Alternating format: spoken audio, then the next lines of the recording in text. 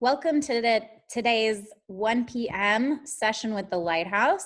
Today we are talking with Kathy. Kathy is going to take us through the subject of living alone and loneliness during COVID-19 and also in general with a visual impairment. So Kathy, if you would tell us a little about yourself. Hold on, you are muted. I realized you did not unmute yourself.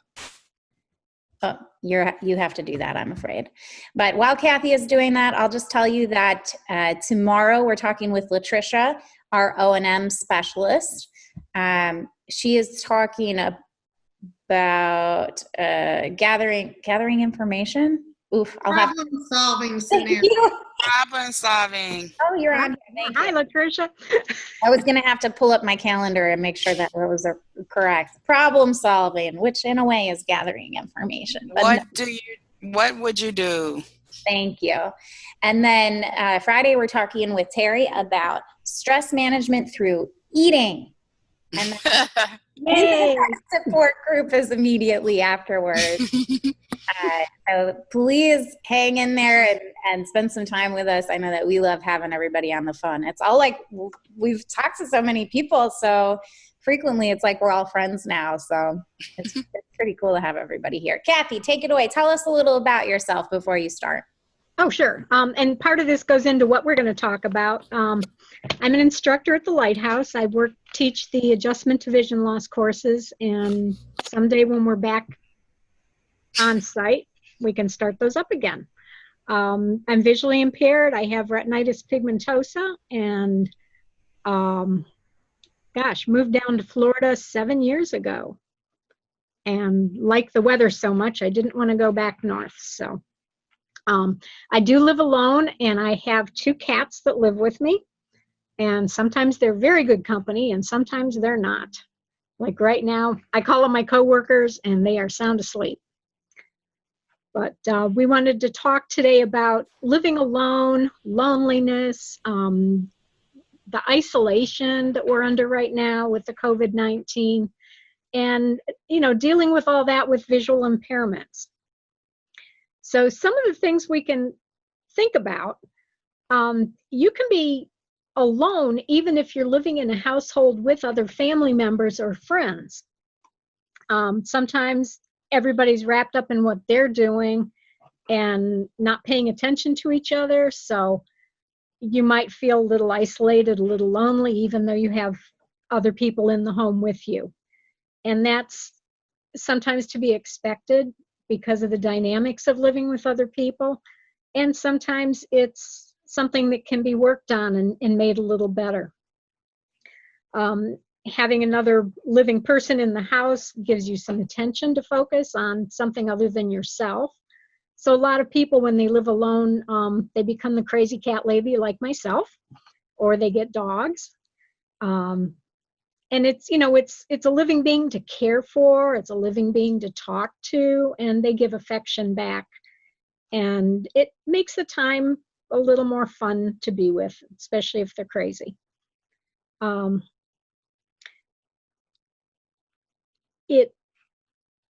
It also, being alone, when you're alone, there's no one there to talk to if you're bored. There's no one there to talk to if you're having a rough time. There's nobody to calm you down or talk you down if you start getting a little frantic or a little obsessive about something. There's no one to celebrate with. And, there's no one to give you a hug if you need one. So, living alone does have its burdens. And this is, maybe I can open this up to some conversation. How many of you out there are living alone, and what have you done over the past few months to kind of cope with that aloneness when you can't go out and just drop in on your neighbor or whatever? So I'm going to unmute everybody. Thank you. So can you repeat your question, Kathy? Okay. How are you coping living alone during this isolation time and even day to day before isolation? What are you doing to cope? you have any strategies. Eating. Eating. Oh yeah, that's my strategy. I am doing writing, like encouraging other people through cards and sending them mail. Writing. And that's very much appreciated. Thank you, Gloria. Writing is a good thing because, you know, you're putting a lot more time into it than if you just texted somebody or sent an email. You know, because you've got to go through picking something out to write on, you've got to write a message, put it in an envelope, stamp it, label it, and, you know, get it out in the mail. So there's quite a bit of you in that card that you send out, and that's appreciated by the recipient. Hey, Kathy, it's Maddie. Hi. I'm part-time alone here at the house because Dan is doing National Guard stuff. But I find that I am reading a lot, which I enjoy and I haven't put enough time to. But with coping, I reach out to friends and family a little bit more over the phone. That's good. I know I went through a period of time where every night I was calling somebody, and it's important to reach out. I think, you know, make somebody feel good that you're thinking of them. Anybody else have any coping skills? Well, I find that if you just find something to do to keep you busy, and if you can get a hobby or try something that you've thought of doing, but you just never got around to. And whether it's, you know, trying to paint a picture, trying to cut out coupons, do something like that. And also sit out on your front porch and wave to people that go by. Neighbors, somebody will always stop and holler or stop over, you know, and talk. And basically, I don't find the COVID, I don't call it really isolation. I call it being shut in more. But if you lived up north and lived through some of those bitter winters, it was the same thing as this. So you just have to occupy your mind. That's a good thing. My neighbors, she walks her dog every night at 7 o'clock, and there's a few of us, we just gather out there and talk to her and pet the dogs, and, you know, it's a nice little break. Well, I know I go down to the clubhouse to pick up my mail every morning about 7:30 to 8:30, somewhere in there. And I'm picking up yesterday's mail delivery, but I'm staying away from crowds. But there are a number of people who ride bicycles or who walk also that time of day.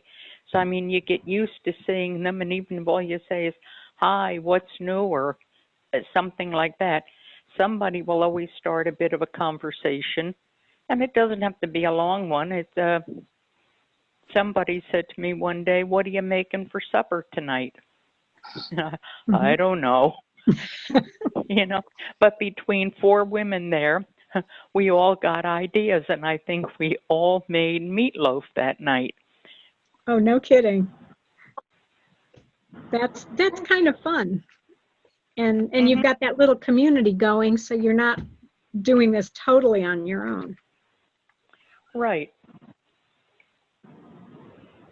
I was reading some interviews with mental health professionals. They came up with a lot of similar ideas. And the most important one that came up a lot was like focusing on yourself. You know, figure out what makes you happy, what you like to do. Just kind of do a self-assessment and then do those things. You know, like if you like reading and you like reading a particular author, this is a good time to read every book they've written. If you like to work with plants, you know, you have time to go out and work with your garden area and, you know, maybe try growing some new plants. And, you know, just different things like that. But just to focus on what makes you happy, because you know, the old saying, if mama ain't happy, ain't nobody happy. You know, it goes for yourself too, even if you're by yourself. And I think if you're happy, you can deal with things a little better. Well, I think if you tell yourself a joke or you laugh at something, and or you, you know, well, when I say find something to do, I can't see, but every once in a while I'll sit down and it will take me an hour and a half to file fingernails on one hand, just because I'm doing it by feel and things. And, you know, you have to do things like that. But you can be lonely in a crowd and not be lonely when you're sitting all by yourself. That's a really good distinction. So Kathy, you how have much? to reach out yourself. I think that's sort of the distinction between loneliness and being alone. You know, I think a lot of us right now, just because of what's going on, our communities have been dismantled just because of the events. We can't have events. We can't go to groups. We can't have, you know, whatever, or small groups, I guess you could go to. But I think there's a lot of people feeling that right now, and maybe they weren't feeling it previously.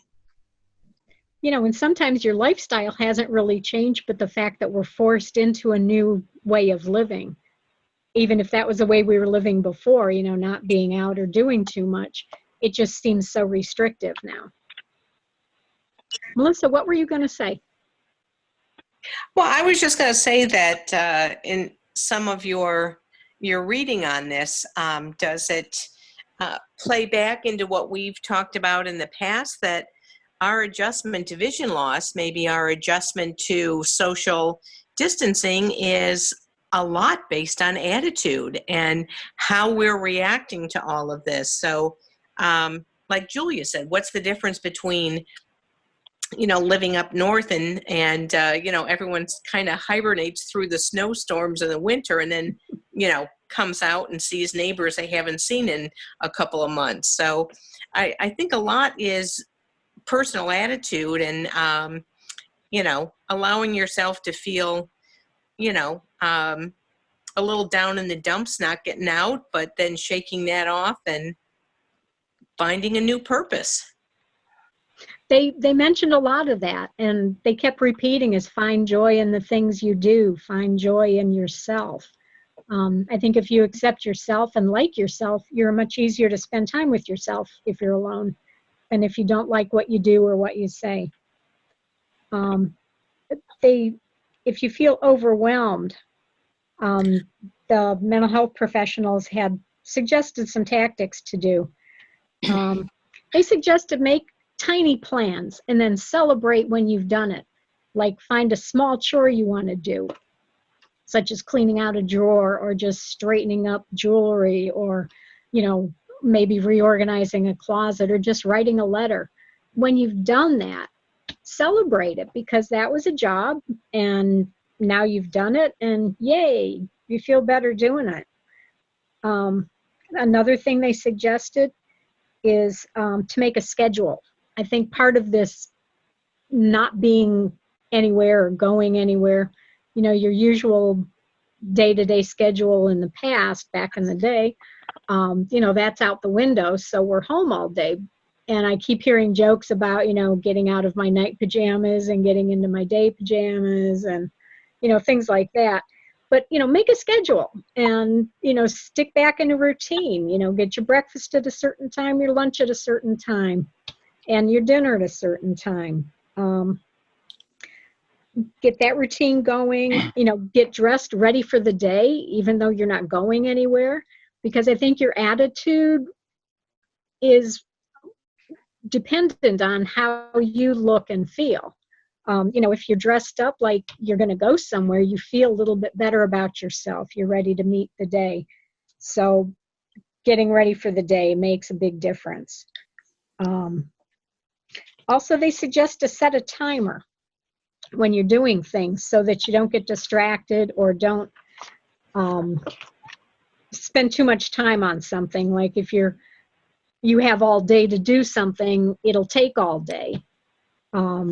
I forget what the law is that says that, you know, your work expands to the time you have allowed to do it or something. You know, but that happens. You know, if you've got all day and you've got to clean the house, it's going to take all day to do it. Where back in the past, you know, maybe it would take an hour or two instead. So set a timer, keep yourself on a schedule, and dress yourself and get ready for the day. Also, they suggest journaling your feelings, making, especially, you know, noting your joys and things, and write with gratitude. You know, that keeps coming back up too, is to have gratitude for the things you have. Okay, we're stuck inside, but we have a roof over our heads. We have food to eat. You know, we have electricity. We have a phone. We can call people and talk to them. How many people don't have that? So, you know, be grateful for what we have. And I think focusing on the positive kind of gives us a better outlook on life. And then reach out to others. Some people will sit around the house and be all grumpy because nobody's calling them, nobody's stopping over to see how they're doing. Well, reach out and see how your neighbor's doing, see how your relatives are up north, see how, you know, somebody you've just met, see how they're doing. We have our church in our park, they have somebody that calls everybody. So I get a call every week or two, and just to check in, just to see how I'm doing. And that makes me feel good that somebody else is thinking about me.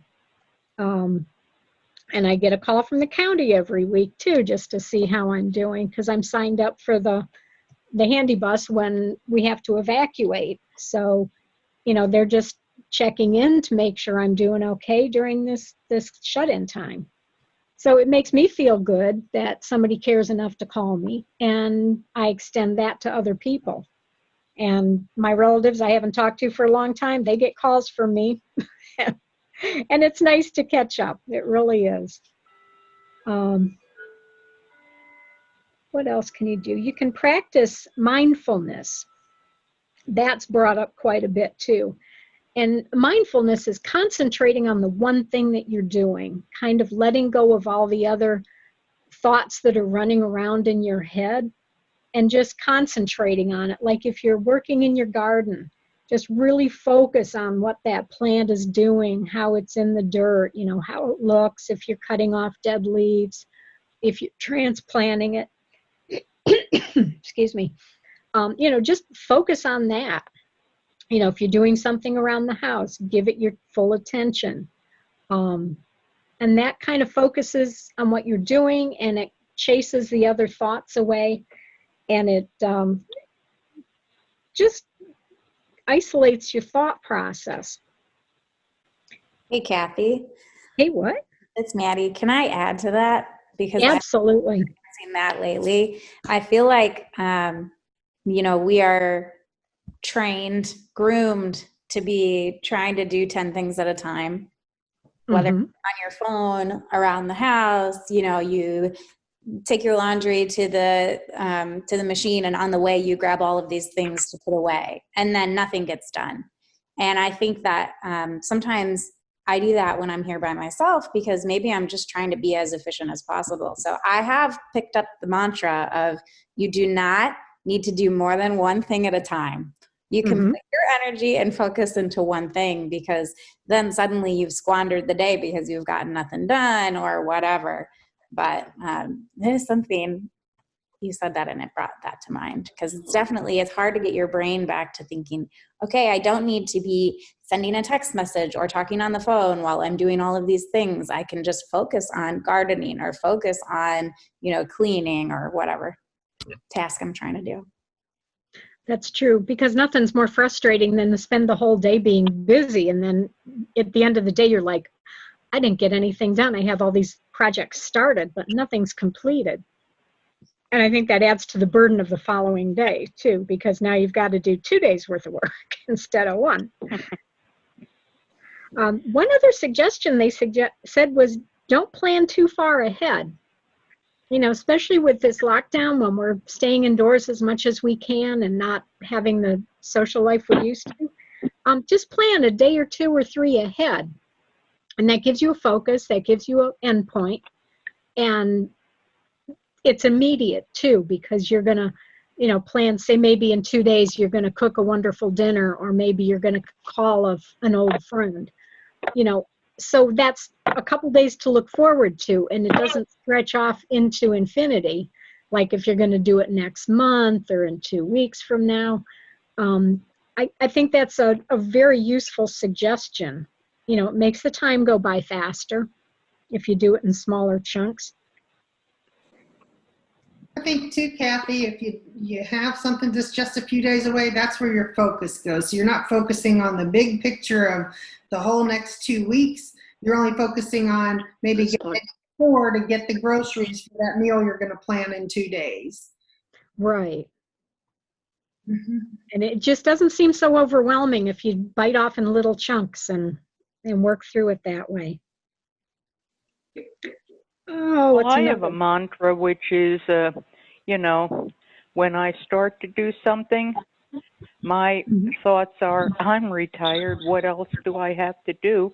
I can take my time doing this. That's a trap, isn't it? Yes, it is.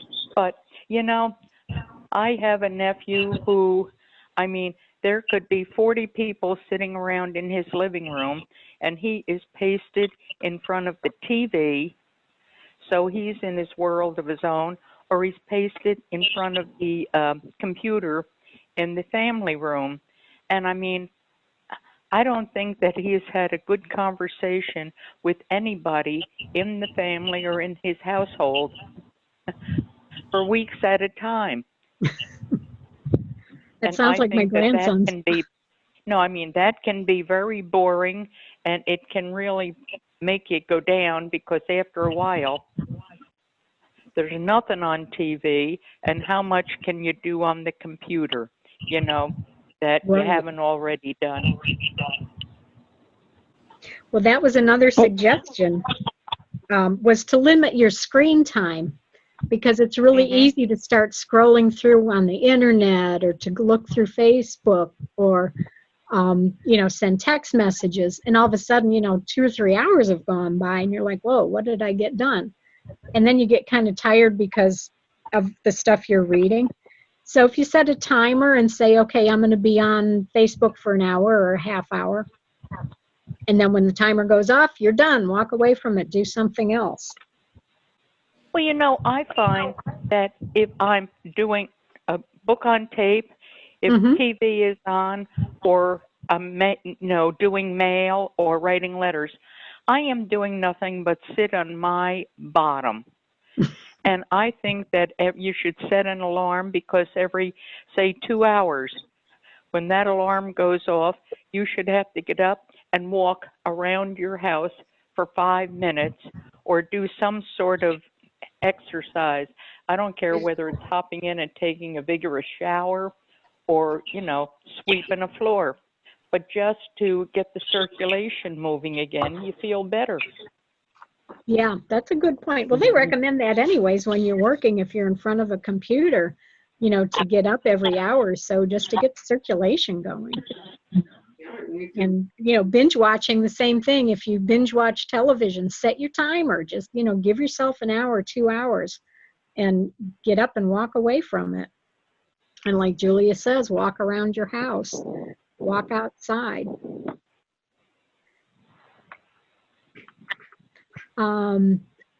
Any other ideas what people are doing to kind of keep focused? And hey, Kathy, this is Sandy. Yeah. I like to move my tchotchkes all around. Oh, that's a good thing. I love it. It gives me all this pleasure, and I feel like I just made the room look different. Literally, I have a lot of huge plants. I decided I'm going to move them somewhere different and just make the whole room look different. I feel like I'm in a new area. Oh, that's so I enjoy that. Yeah. Thank you. That's a good idea, but if you can't see, it takes you a few days to get oriented True. to it again. True. Then it becomes I only a move treasure. what I can see. But no, that's a good idea. Do something different in the room, because sitting in the same room for weeks and weeks and weeks, and it can make you crazy. Yeah. Mm-hmm. I get a couple of emails from meditation groups. One is 10% happier and the other one is calm. And they sent a newsletter out a couple weeks ago. And the title of it was just really interesting. And I thought maybe we could share that article here. The title is called 4 Ways to Soften Loneliness. And I thought that was a very intriguing title to me. So I'm going to ask Maddie to read the article. All right. In the meantime, I'm just going to mute everybody, Okay. including you, Kathy. So you have to unmute yourself. Okay. Mindfully meeting your loneliness can transform feelings of emptiness into possibility. The practice of mindfulness is an invitation to pay attention to the present moment and with kindness and curiosity. This means dropping all of the judgments that we have about loneliness and acknowledging the way things are right now. It's only from this gentle place of acceptance that loneliness can loosen its tight grip. Here are 4 ways to ease loneliness and open yourself up to a deeper connection. Sorry, hold on, computer. There we go. Number 1, let go of unhelpful stories. All too often, loneliness gets tangled up with fear. Deep down, we're afraid that being lonely means that there is something wrong with us. We worry that we are unlovable or that no one truly gets us and that we will be alone forever. These stories we tell ourselves are untrue. They keep us stuck and weigh us down. Sadly, we feed these tales of self through our constant attention, and they end up growing and consuming our every thought. Our job is to interrupt these troubling thoughts and to focus on something else. We must stop buying into the stories we weave out of fear. Eventually, we realize that loneliness is a part of the human experience, just like joy and sadness and laughter. It's okay to be lonely sometimes. When we take away the fear and the idea that things shouldn't be this way, we realize that we're okay and we are strong enough and creative enough and compassionate enough to feel discomfort. And most importantly, we remember that this feeling isn't permanent. So next time you notice yourself ruminating on unhelpful ideas, pause and be present with the new growth of a houseplant or the sound of the rain or the waves of your breath. Open up to the extraordinary in the ordinary. Be intentional about where you place your attention. Without a doubt, the stories will fight to hold on and torture you. Keep practicing letting go over and over until one day those stories lose their power. Kathy, did you want me to read all 4? Or did you want to discuss in between? Okay. She's still muted, but she nodded her head and said, please. Okay. Number 2, share how you're really feeling. Sometimes we feel lonely because we hide who we are and how we're feeling from others. When a friend asks you how you are, tell them the truth. Instead of automatically saying you're good, try saying something like, yesterday was difficult and I'm missing being out in the world and felt lonely. Or, I'm grateful that you called. It's so good to hear your voice. Being vulnerable can leave us feeling a little tender and exposed, but the beauty is that it facilitates true connection. By opening ourselves up to be seen and heard, we are no longer alone in our inner experience. Number 3, be brave and reach out to people in similar situations. Our lives and the lives of those around us are forever changing. Friends get married and have kids. Others move away or find themselves busy with a new job. Sadly, the people who once kept us company might not have the time to hang out in the ways they once did. The loss that comes with change is undoubtedly worth grieving, and it's essential to offer ourselves compassion. At the same time, we need to open ourselves to new people, especially those who may have similar schedules and interests. There's no shortage of digital spaces to connect with others online. If you're looking for mindful company, check out the Daily Calm Community Facebook group, or try a new app to search for a date, a friend, or even a business mentor. Maybe there are friends or friends in the same situation as you. Friends of friends in the same situation as you. If so, ask for an introduction. Remember, there is nothing wrong with you because your circumstances have changed. There are people out there waiting to meet you, You might also consider donating your time to support others. Volunteering not only alleviates feelings of isolation, but it makes the world a kinder place. Number 4, befriend yourself. One of the most helpful things we can ever do is to learn to love our own company. Notice what's getting in the way of your enjoying time alone. For many of us, the voice in our head can be quite judgmental and unkind, not a very good friend. So stop giving your inner critic the mic and start listening to the quieter voices within that will guide you back to what nourishes and inspires you. Make yourself a special dinner or take yourself on a beautiful walk. Light candles, play wonderful music, get all dressed up, and do a puzzle. Another wonderful way to build your relationship with self is through meditation. At first, it will feel hard as you encounter parts of yourself that you've been trying to avoid, but with time, you'll learn to care for those parts of you and grow more fully into yourself. So those are your four ways to ease loneliness. Again, number 1 was let go of those unhelpful stories. Number 2, share how you're really feeling. 3, be brave and reach out to people in similar situations. And 4, befriend yourself. You are muted, Kathy. Mute. There you are. Hi. Oh, you muted yourself again. Kathy. Oh, man. Everyone on here just... There. Okay. Okay. Fun and games with Zoom. Yeah, I like that. I like the part about the stories, make your story a happier story, the first one. Because it's easy when you're by yourself to just start wallowing in, how horrible you are feeling and, how nobody loves you because nobody's reaching out. It's hard to get past that. Well, and to, being lonely is a human experience. It's not like you're alone in your loneliness. To think that loneliness is wrong, I think that is, part of that unhelpful story we've been told over and over. It's okay to feel that way. Mm-hmm. Would you like me to open it up for conversation? I think so. I think this is a good topic for discussion. Okay. Everyone is unmuted. If there's a bunch of noise, I will mute you. The queen of muting. Got your finger on the button. Kathy, I was just going to mention something that I've been paying more attention to, moving to a new place, just a few weeks ago. Listening to the new birds in the area. We have woodpeckers here. Oh, cool.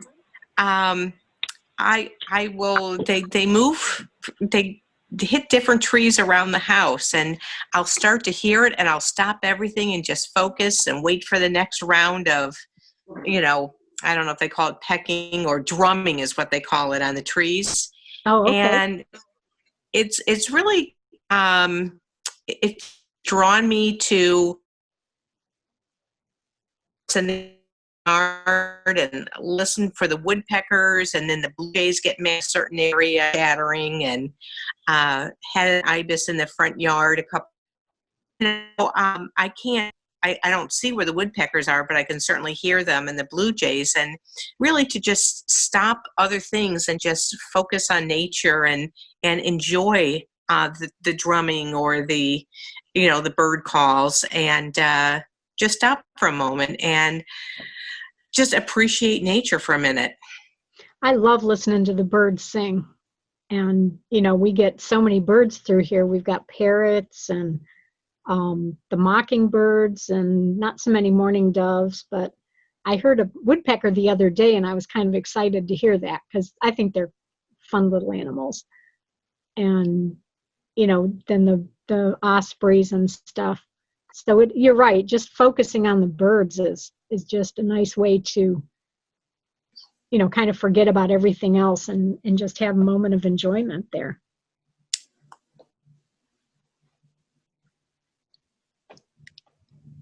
Anybody else have any opinions on this? Kathy, it's Terry. Hey, Terry. Hello. Well, I was thinking about the topic where they were saying, you kind of get stuck in being alone and nobody loves me and nobody, but you never know what's going on in someone else's life either. Because I don't know, there's been a few times, that I've felt that way, and I'm like, oh, this person never calls me anymore, and they're so busy, and and you reach out to them, and you might find out that they're going through something horrible, and you're the one that really could reach out to them. So I think not getting stuck in our own heads that people aren't calling us or aren't reaching out to us. Their lives are just as crazy as ours, and they may need you. So reach out first, I guess. Yeah, I think reaching out when you're feeling kind of blue, just to make the effort to reach out to somebody, and that will make their day and make you feel better too, because you've brought joy to somebody else's life. And the funny thing is, phones work both ways. I'm missing the very end of what Melissa said. What did she say? The phones work both ways. Oh. Two-way street. It's a two-way road. Yeah. Yes. I think we a lot of times get hung up on making sure that the people we talk to about stuff, when we're feeling vulnerable and honest, we want to make sure that they understand where we're coming from. Like maybe we want to commiserate instead of just sharing with people how you're feeling. But we can do that in our support groups and stuff, because most of the people there have a visual impairment, so we can sort of understand where everybody is coming from. But it's also okay to share your feelings with somebody who may not be experiencing what you're experiencing, right? Because maybe they experienced it before. Well, like your family members, you're feeling, I'm by myself. So if I'm, I start getting the bad stories in my head, and I start feeling, really grumpy, and, you call up your family and say, well, I'm feeling bad because of this. And then I'm trying to look out and look at the birds. I can't see them, but I can hear them. I see people walking down the street, but I can't see if they're looking at me or waving or anything, and that can get frustrating. And, you can get sucked into that whirlpool, and then, getting some techniques to get out of it. Sometimes just a good grump for a while helps, and then you're done with it and you can move on to happier things. But it's good to know you can call somebody and get non-judgment conversation. Well, I think I was going to say, if you call somebody, don't only call them because you're feeling down or you're having a bad day. Call them when you think they're not feeling up to par, or when you do call, listen to them. Don't just complain and because they'll be there and they might say, yeah, well, blah, blah, and do this and try that and have you. But I mean, they're there and maybe they're not feeling up to par either. So you should be able to tell by their voice, or say, how are you doing today? Are you okay? And, you'll both feel better, because you'll feel you alleviated whatever was bothering them too. Mm-hmm. Sometimes you get that little voice in your head, and a name will come into your memory and into your mind, and it's like, oh, let me call them and see how they're doing. And you find out, like you said, Julia, they're having trouble and they need to talk to somebody. So it's good to follow up on those instincts. And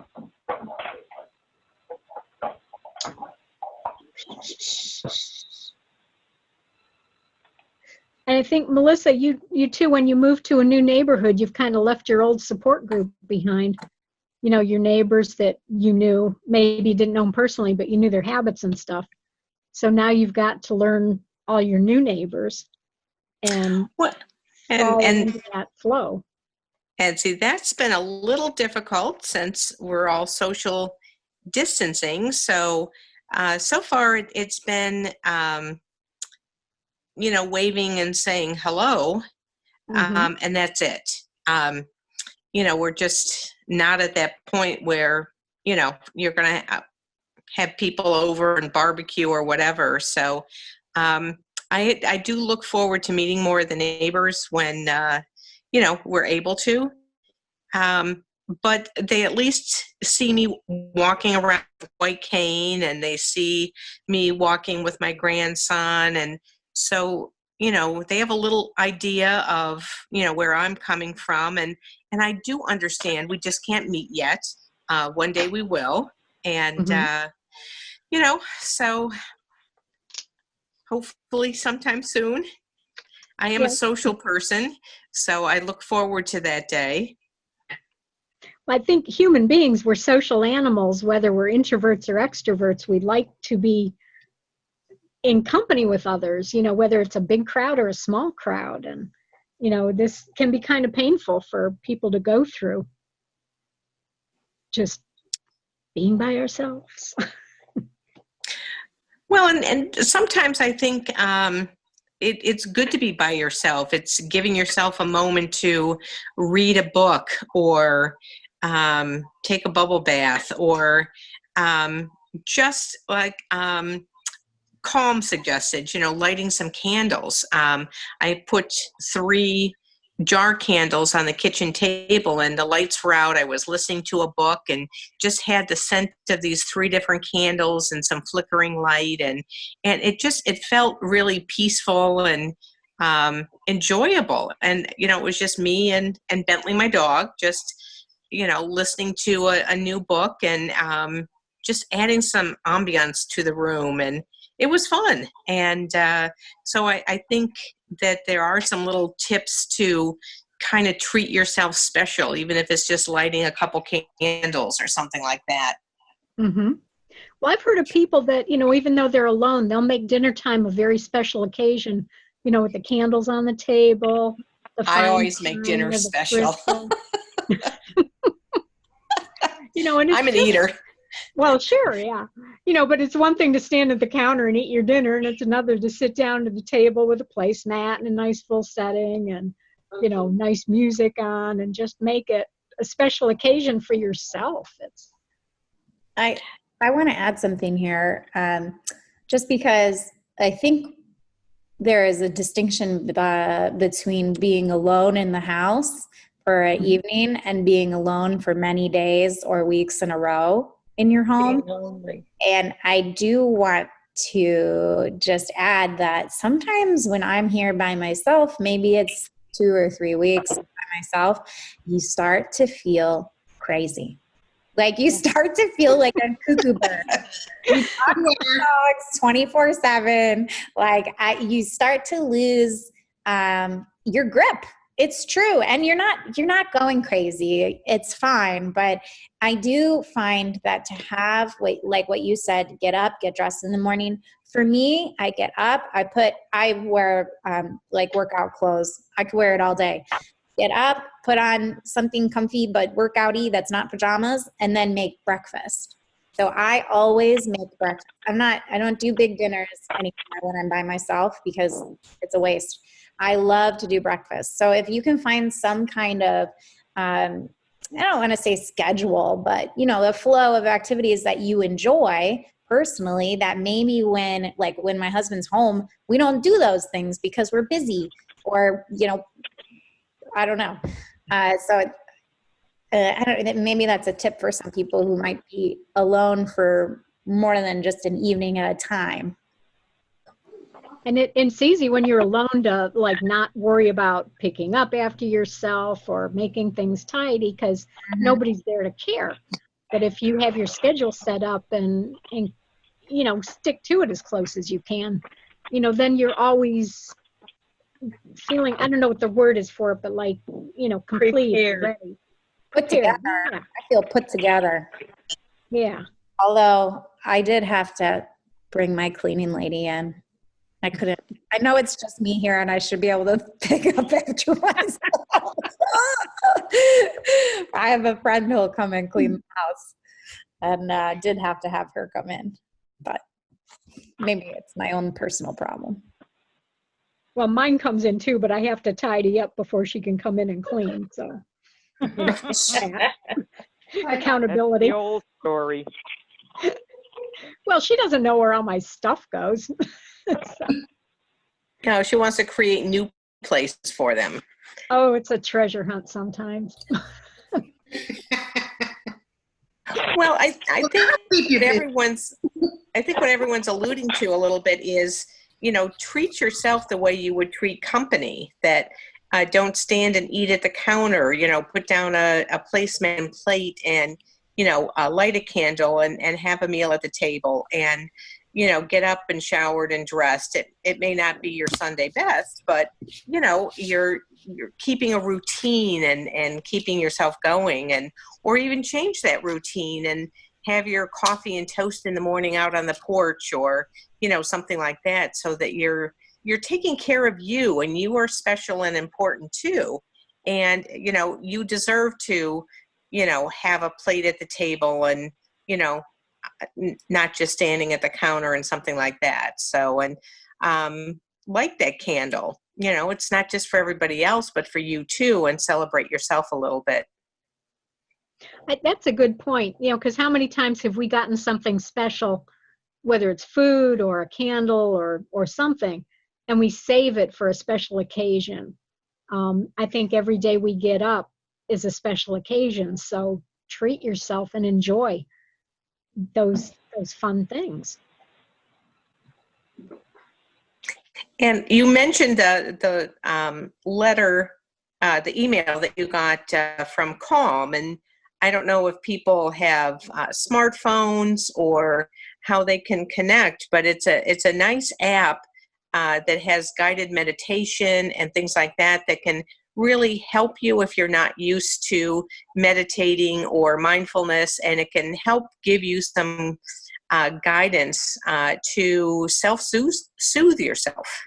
Mm-hmm. Get out of your funk. Yeah.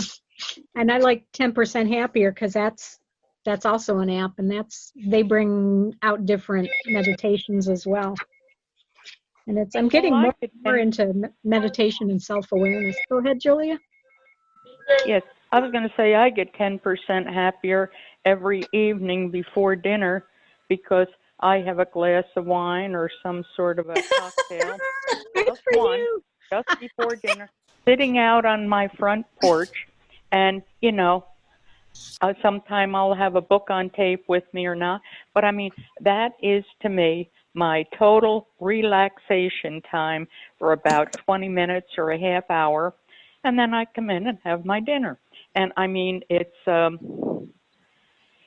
feel like I've been out, or just like when you've gone to a restaurant, you sit there and you have your cocktail, and it can even be a glass of iced tea or a cup of coffee, but it is just put your feet up and relax and, let your mind wander. I think you must know my neighbors because they had 5 o'clock happy hour every day on their front porch. But it's, if I don't, I will. I'll find out their name after this, quarantine is over. Our street during season, you walk down it and everybody's on their porch with their beverages, and it's kind of festive because they're all waving high, and you don't have to stop and talk, but you walk past them. That's what I say. It's a social time, and even though we're all nailed in the houses or quarantined and all, you can still be social. I know Bob McLaughlin used to go down to the Lighthouse before he passed away, and Yep. He lives in the same community I do.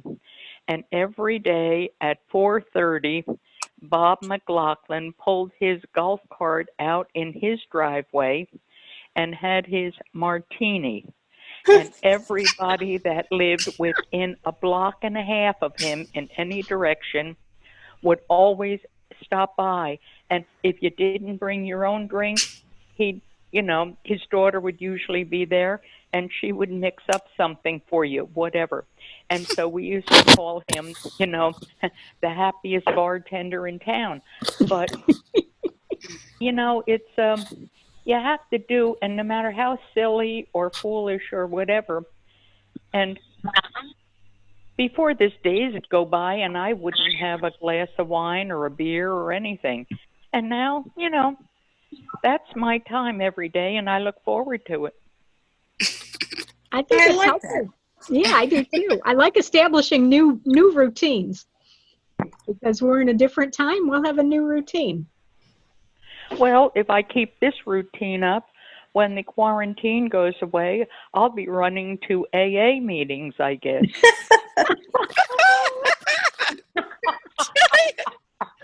Let's hope not, Julia. Kathy, I have a question. Sure. I sometimes worry about my friends who are isolated and who are also introverts. Because Okay.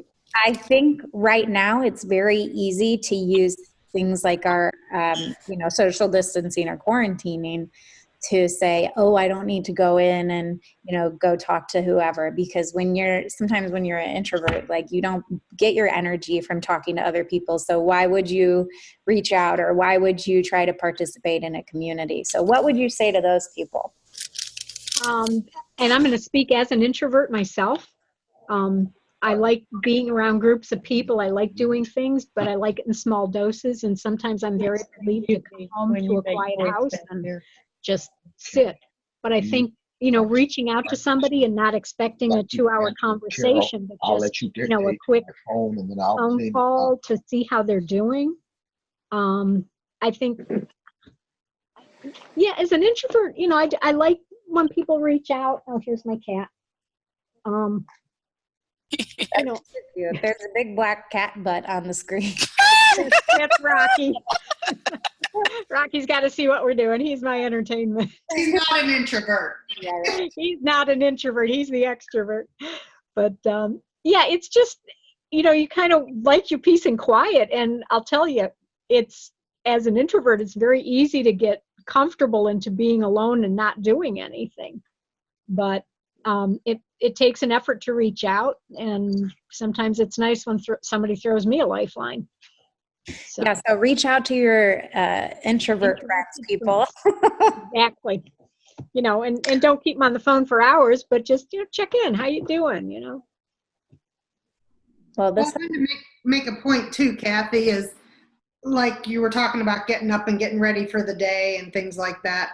There's been several times where myself or my daughter, we're just, you feel lazy and you're not going anywhere and nothing's going on. And this was before, coronavirus and all this.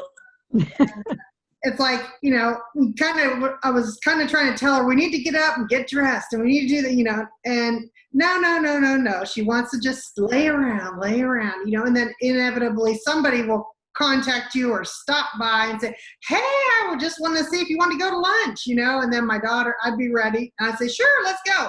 And my daughter would, I want to go. And we're like, okay, let's go. And she's like, oh, I got to get ready. And we're not waiting.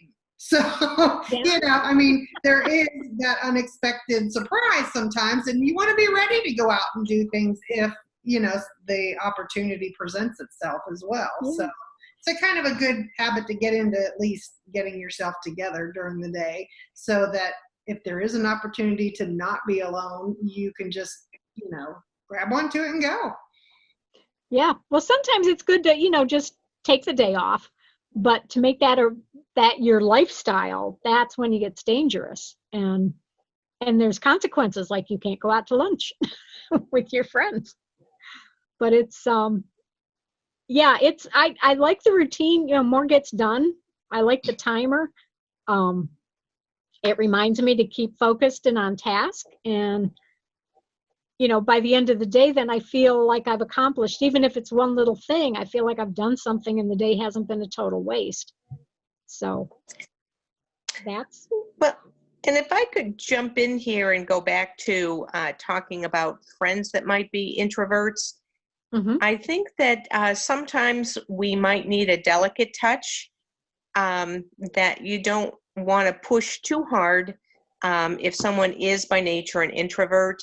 But if you go ahead and call and just check in, that when they're ready to talk about feeling a little isolated or whatever, they will bring that up.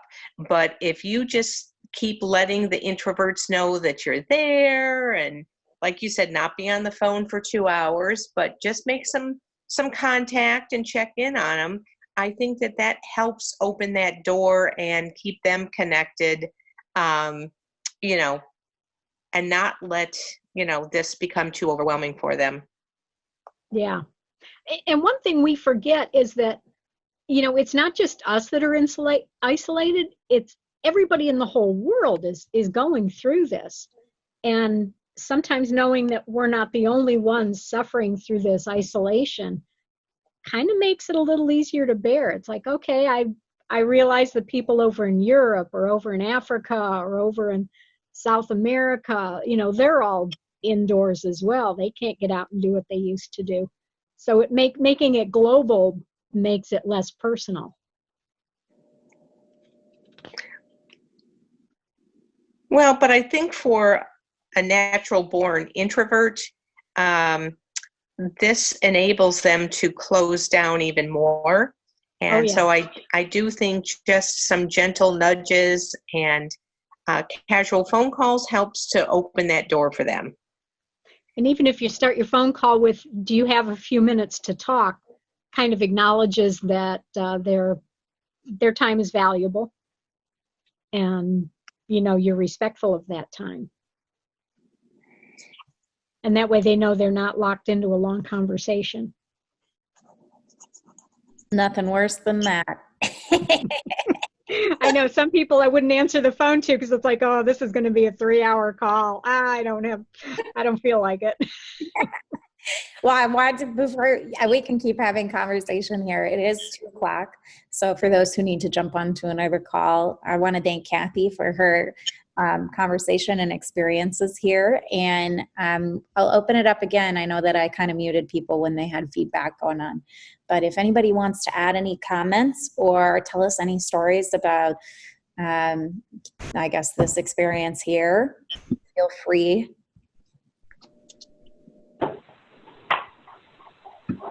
I think I want to think that these 1:00 sessions have been helpful for people for this topic specifically, because even if you might be alone in your house, we have all of these programs that you can participate in. So I'm curious if anybody has found that helpful.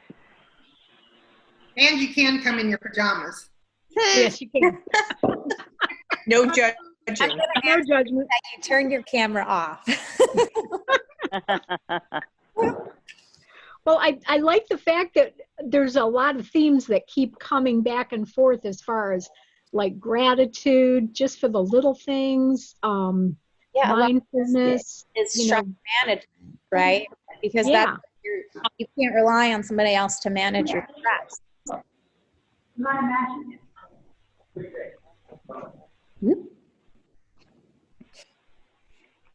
Well, I'm enjoying it a lot.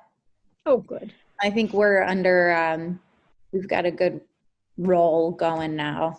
You thought that we were out of topics, but we have like 400 more topics that we can cover. We do. Every day is a new learning experience here at the Lighthouse. Well, thank you everybody for coming. I'm going to